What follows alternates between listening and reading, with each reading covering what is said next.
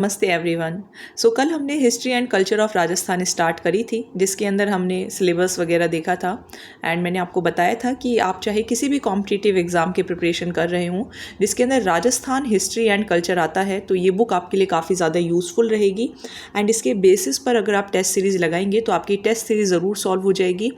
And at the same time आपको काफ़ी सारे जो क्वेश्चंस हैं वो इस बुक में से देखने को मिलते हैं। तो कल हमने कुछ टॉपिक्स कवर कर लिए थे, जैसे कि हमने division of periods of history के बारे में पढ़ा था। एंड आज हम थोड़ा उसको और डिटेल के अंदर देखेंगे। कल मैंने ये सारा सिलेबस आपके साथ थोड़ा सा डिस्कस कर लिया था, तो जिसने कल की वीडियो नहीं देखी है वो ये वीडियो ज़रूर देखे। एंड यस, RAS की वैकेंसी भी आ गई है, तो उसके लिए भी आप ज़रूर, जो इंग्लिश मीडियम के स्टूडेंट्स हैं उनके लिए ये वीडियोस काफ़ी हेल्पफुल हैं, तो उनको मैं ज़रूर प्रेफर करूँगी। जो हिंदी मीडियम के हैं उनके लिए तो शायद ये इतनी बेनिफिशियल नहीं रहेगी, लेकिन हाँ, जो इंग्लिश मीडियम के स्टूडेंट्स हैं उनके लिए काफ़ी ज़्यादा बेनिफिशियल रहेगी। तो हिस्ट्री ऑफ राजस्थान हम इसके अंदर पढ़ेंगे इस सीरीज़ के अंदर। देन हम सेंट्स, फोक deities, festivals, fears, costumes, ornament, सभी आपकी कला हो गई, देन आर्किटेक्चर, क्राफ्ट्स हो गया, देन आपका म्यूज़िक हो गया, डांसेस हो गए, राजस्थानी लैंग्वेज, लिटरेचर, सभी टूरिस्ट प्लेसेस, सभी पर्सनालिटीज़ हम इसके अंदर पढ़ेंगे। So this is complete. मेरे अकॉर्डिंग तो इसी बुक को अगर आप 2-3 बार कर लेते हैं, टेस्ट सीरीज़ लगाते हैं, तो obviously you can get through the history and culture of Rajasthan. So preface हम नहीं पढ़ेंगे, प्रीफेस पढ़ने की ज़रूरत नहीं है। कल हमने यहाँ से स्टार्ट किया था।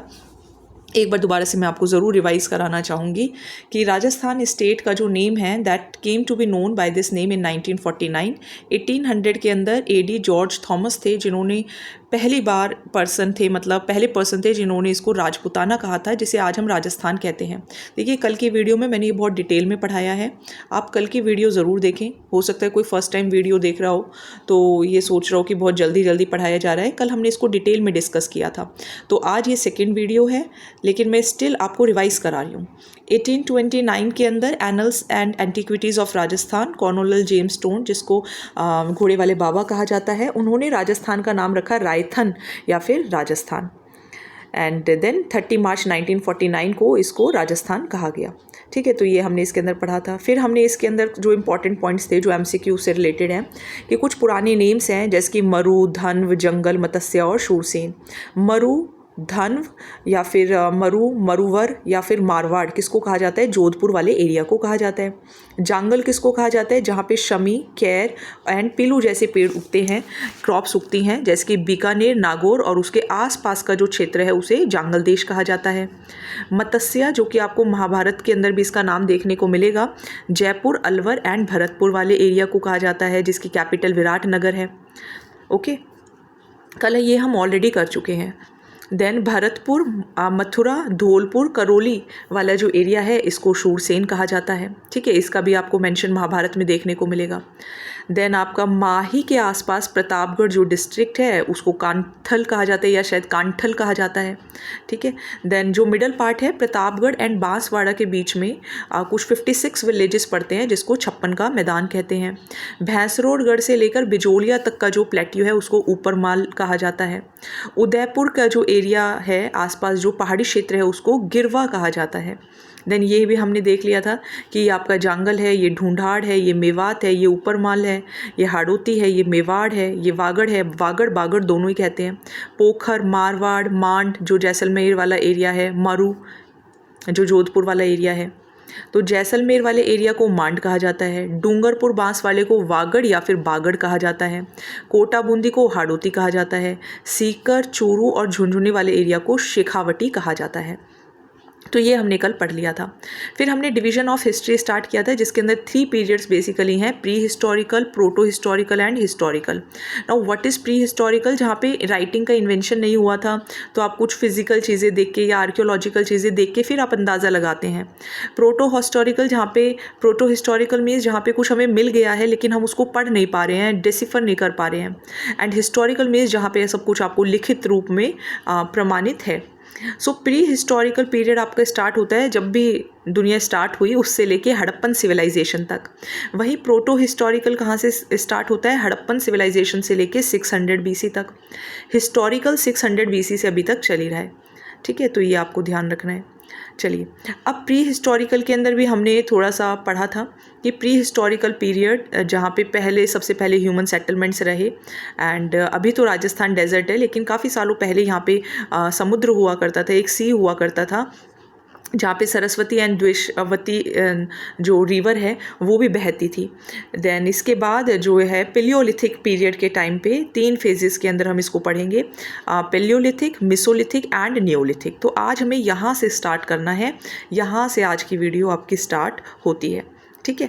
तो समझ में ज़रूर आएगा। इंग्लिश मीडियम के स्टूडेंट्स के लिए अगेन, जैसा कि आपने थंबनेल में भी देखा होगा कि इंग्लिश मीडियम स्टूडेंट्स वालों के बल्ले बल्ले है, क्योंकि ज़्यादातर कोचिंग सेंटर्स में भी आप जाएंगे या फिर आप नोट्स वगैरह भी देखेंगे तो सब कुछ हिंदी मीडियम में ही अवेलेबल होता है।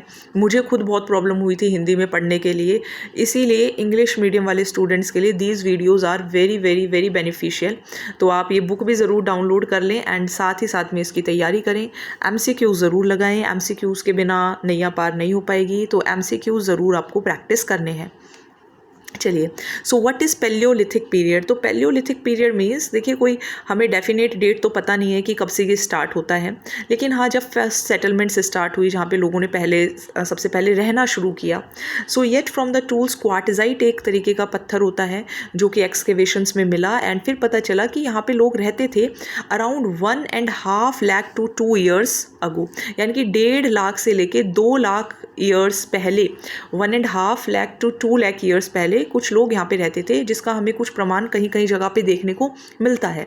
कैसे देखने को मिलता है, तो 1870 में C.A. हैकेट थे एंड जिन्होंने एक मतलब कुल्हाड़ी जो है वो मिली उन्हें जयपुर से एंड इंद्रगढ़ इन बूंदी से।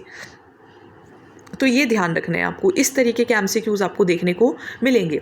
फिर बाद में एक थे सैटन केयर, जिन्हें कुछ और टूल्स मिले झालावाड़ से।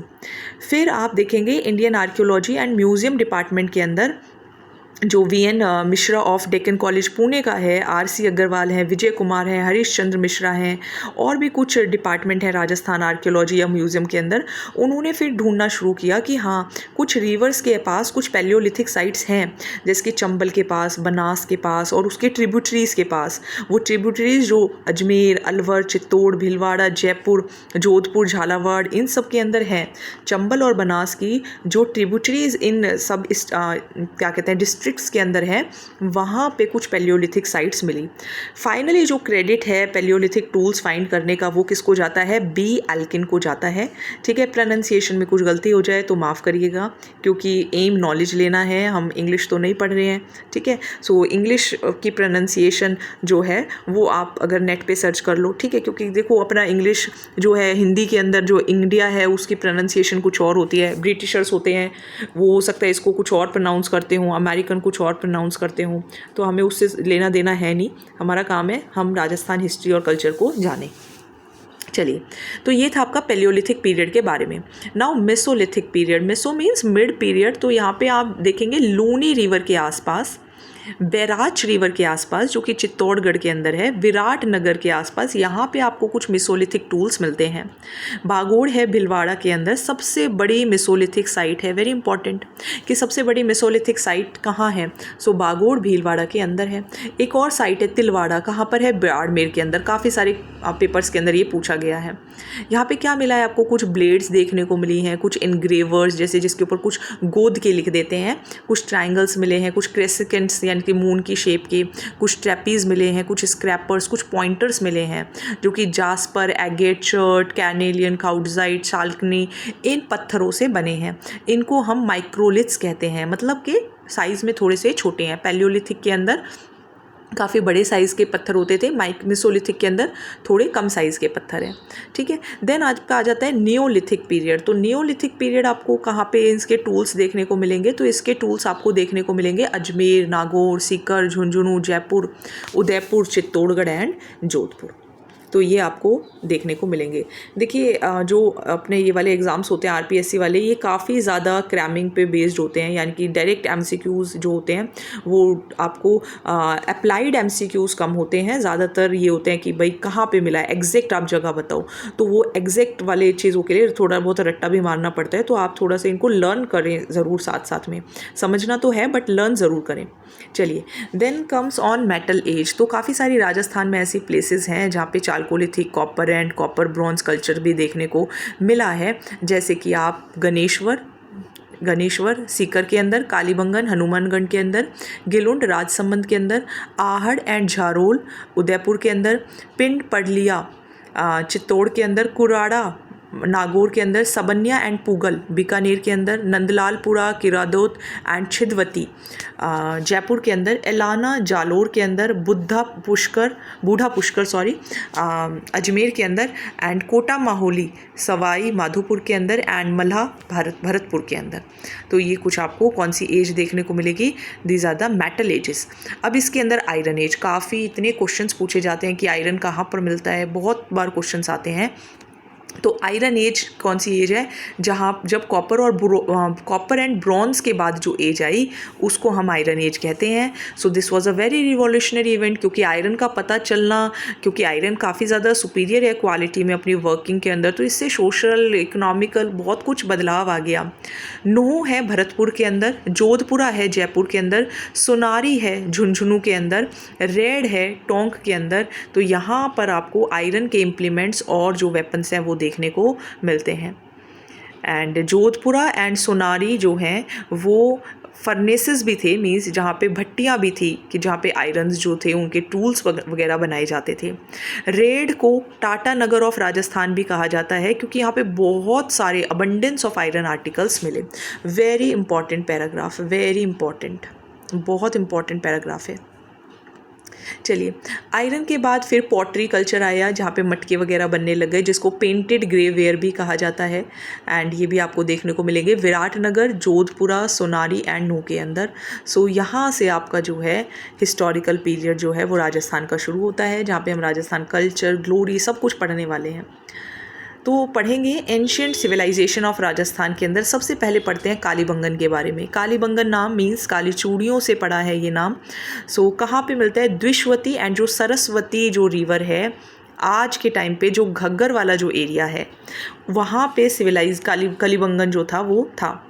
हनुमानगढ़ डिस्ट्रिक्ट में पड़ता है, 6000 साल पुराना ये क्षेत्र है। एंड कालीबंगन इसीलिए कहा जाता है, काली चूड़ियाँ जो थी वो यहाँ पे मिली जब इसकी खुदाई की गई। पंजाबी में बंगन का मतलब होता है बैंगल्स। एंड अमलानंद घोष जो थे वो पहले थे जिन्होंने 1952 में इस साइट के बारे में बताया था। Very important. देन 1961-62 अराउंड 9 या 10 साल बाद बीबी लाल एंड बीके थापर ने इसका एक्सकेवेशन किया और फिर 5 कल्चरल लेवल्स और उन्होंने रिवील किए कि इस तरीके का कल्चर था। एंड उन्होंने ये भी कहा कि जो पहले 2 लेवल्स हैं वो हड़प्पन सिविलाइजेशन से भी पुराने हैं, और जो मटेरियल्स यहाँ पर मिले हैं बाकी 3 लेवल से वो हड़प्पन सिविलाइजेशन जैसे हैं। तो 2 लेवल तो ऐसे थे जो हड़प्पन सिविलाइजेशन से भी पुराने थे। तो इन्होंने इसको 2 पार्ट्स में बांटा। जो हड़प्पन से पहले हैं, पहले 2 लेवल्स, उनको कहा गया प्री हड़प्पन, और जो बाकी 3 हैं उनको कहा गया हड़प्पन सिविलाइजेशन के ये कंटेम्पररी हैं। कलीबंगन या कालीबंगन एक प्लांट सिटी थी, जहाँ पे आप देखोगे तो ईंटों को मिट्टी में जो मिट्टी थी उनको पका कर फिर घर बनाए गए थे। पॉट्स आपको देखने को मिलेंगे एंड काफ़ी ज़्यादा लाइट, थिन एंड अच्छे से नहीं बने हुए थे। रेड पेंटेड थे with black and white line decoration. मतलब पहले ये जैसे फॉर एग्जांपल पॉट है तो इस पर पहले रेड कलर कर दिया गया, एंड रेड कलर करने के बाद इसके ऊपर क्या किया गया, ब्लैक एंड वाइट कलर की डेकोरेशन की गई। एक ऐसा फील्ड भी मिलता है, एक मतलब जुता हुआ खेत भी यहाँ पे देखने को मिलता है। ठीक है, 2 क्रॉप्स एक साथ ग्रो करते थे। और जो बुरियल ग्राउंड है उससे ये भी पता चलता है कि यहाँ पे बुरियल सिस्टम था, दबाया जाता था। एक बच्चे का खोपड़ी मिली है, स्कल मिली है, जिसके अंदर 6 जो हैं वो होल्स हैं, 6 होल्स हैं, वो भी यहाँ पे मिला है। तो ये होल्स एक तरीके से बताता है कि यहाँ पे एनसीफेलिटीज़ का ट्रीटमेंट जो है वो भी किया जाता था।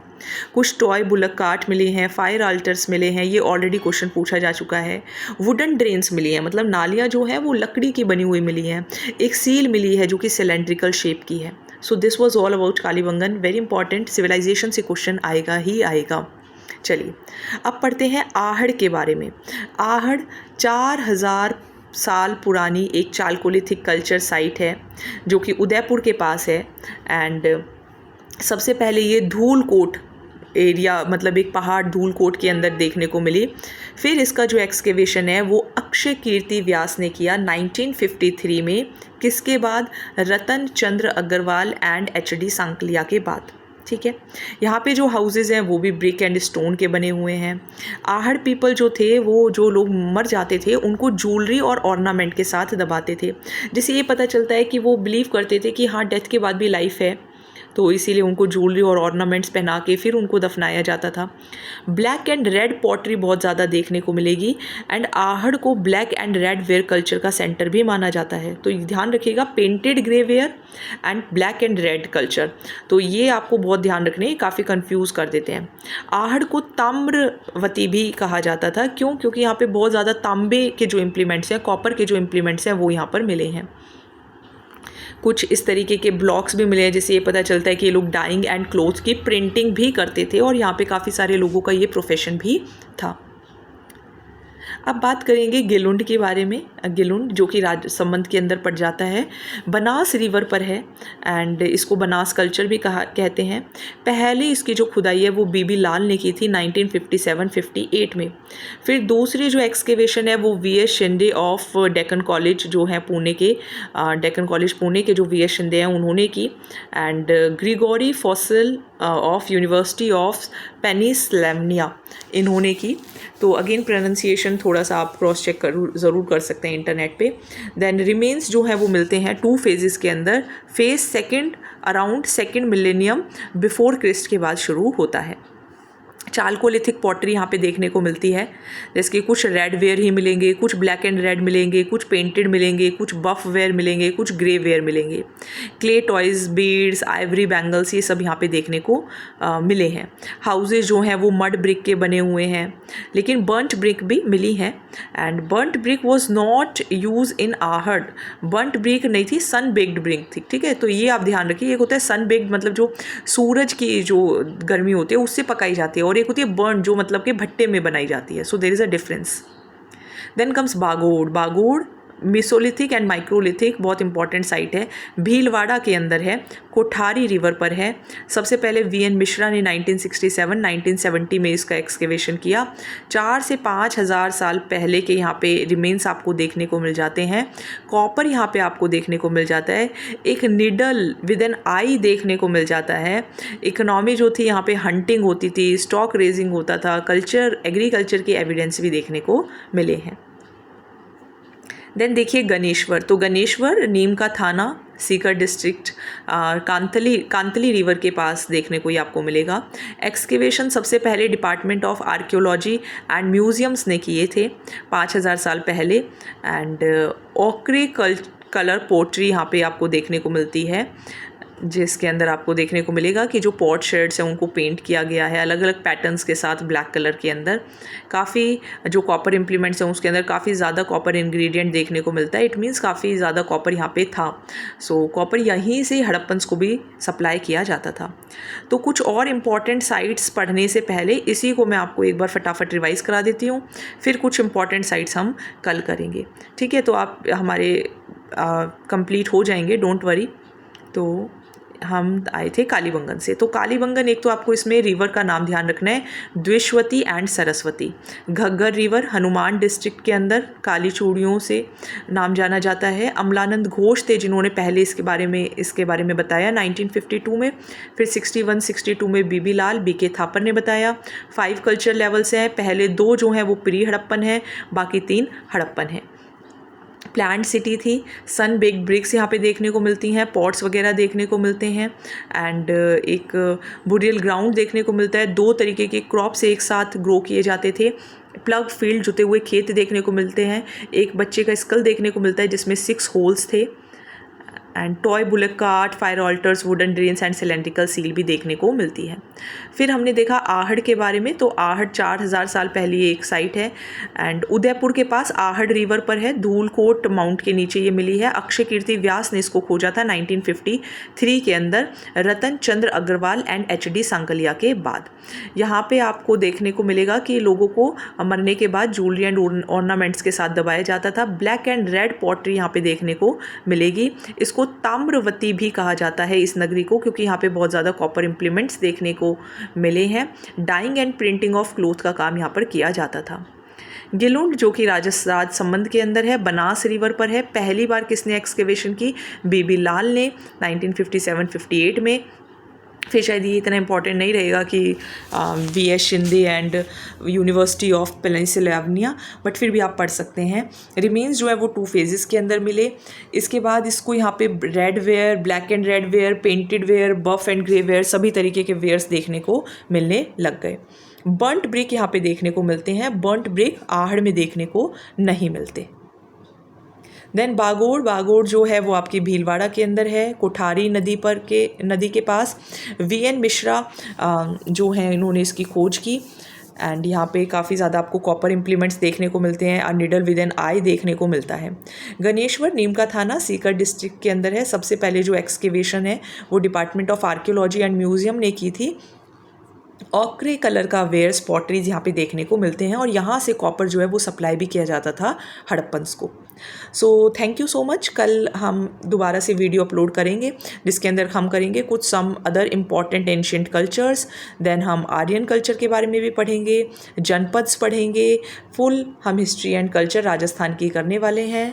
I think these videos will prove a boon for the English medium students जिनको हिंदी में नहीं समझ में आता है, एंड या फिर आप इससे पढ़ के आप उसको थोड़ा सा देखेंगे हिंदी में भी तो भी आपको समझ में आ जाएगा।